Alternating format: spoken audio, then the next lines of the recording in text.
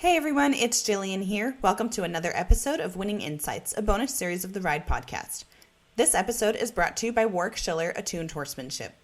In this 4-part series, Warwick will bring you quick training tips that will help you develop a better relationship with your horse. And if you want to learn even more from Warwick, enter our giveaway for a chance to win a subscription to Warwick's online video library. There will be 3 lucky winners, so check the show notes for details and visit horseandrider.com for more information. Let's get into the episode.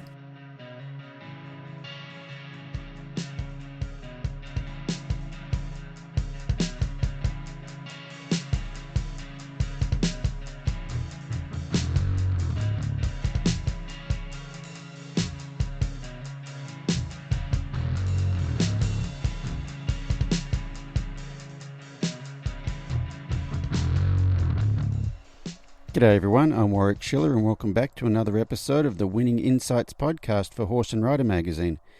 In this episode I want to talk a little bit about something I think that affects a lot of people with their relationship with their horses and the results that they get with their horses, and that is the energy that they bring to the interactions with their horses. And I just had a Facebook memory pop up a couple of days ago that really made me think about this. But it was a couple of years ago in Australia. I was doing a clinic and there was a lady at the clinic the first day, and she did groundwork the first day, but she had this kind of nervous, let's call it a nervous, excited, nervous sort of energy.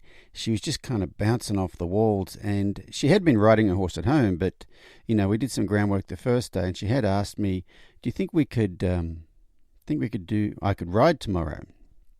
And I said, "Well, we'll see how your horse is," because just looking at her and her horse, I know she'd been riding at home, but in that clinic situation, that horse was a bit anxious, and her nervous energy was not helping that horse at all. And what I want to do is keep people safe, and I want to only ask yes questions. We talked about that in the last podcast, and I want to make sure that in this situation, she can ride her horse at home, but can she ride her horse safely in this situation? And in that last podcast I talked about only asking yes questions, and one of those yes questions was when the horse knows how to do something, but you've got to make sure they can do it given the current environment and their current mental state.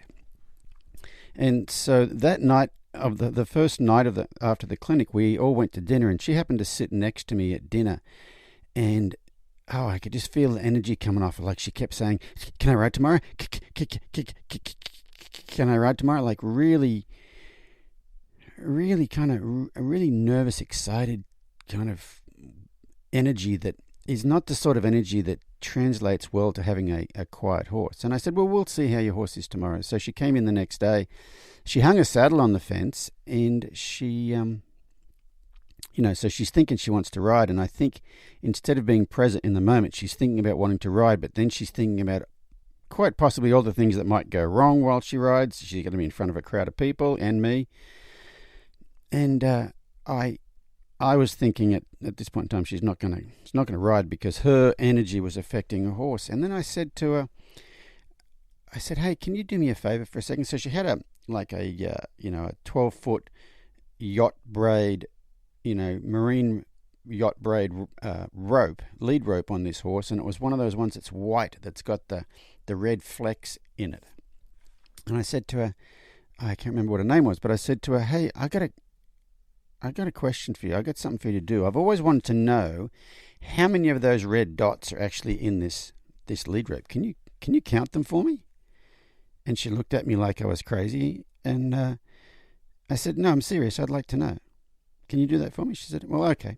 So I left her alone, and I left her alone for probably half an hour while she counted the dots on this rope, and I went away and helped somebody else. And then I came back over to her, and I said, "So, how'd you go?" And she said, "Well, I think it was like 400 and something or other dots on this rope," but she seemed completely different energetically. Like I'd got her mind to focus on counting those dots. I gave her mind something to do, and it got to settle her mind down a bit.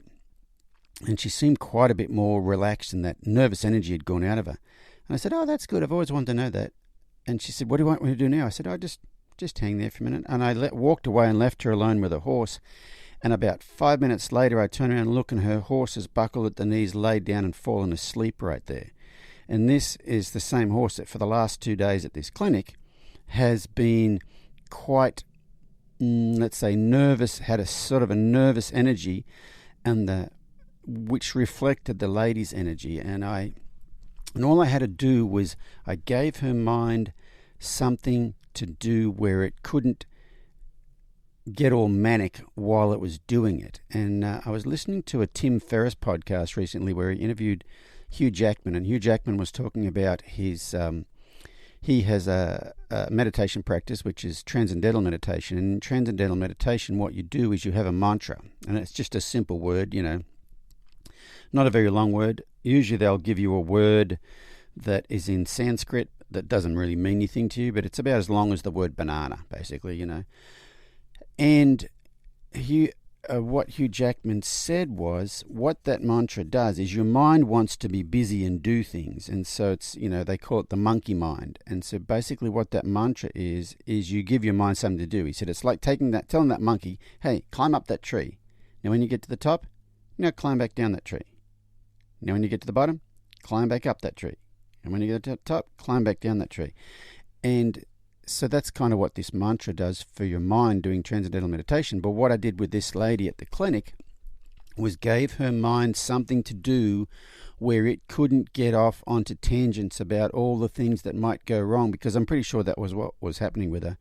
And so I just gave her, I gave her something to do, something to focus on, and that quietened her mind, and that quietening of her mind consequently really quieted her horse. And she said, this horse has never laid down around me before. And she actually sat down next to a horse, and the horse had a good nap there. And the memory that popped up on Facebook the other day was actually a picture of her sitting with her horse at the clinic. So I just thought I would share that with you guys, because that's something I see a lot of people struggling with. And you've got to remember that your horse's energy feeds off you. And so the more things you can do to get your energy under control, the more success you will have with your horse. So thanks once again for joining us on this episode of the Winning Insights podcast. We'll see you on the next one.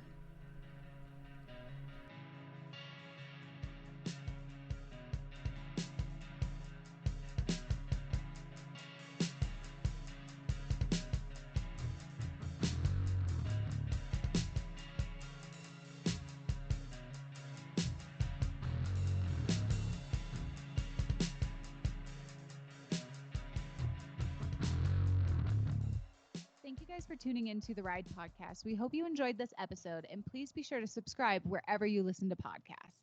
Follow Horse and Rider Magazine on social media and find us at horseandrider.com. If you guys have any questions or comments, please be sure to hit us up at horseandrider@equinenetwork.com. We want to hear from you guys. And if you like what you're listening to, be sure to leave us a review on iTunes.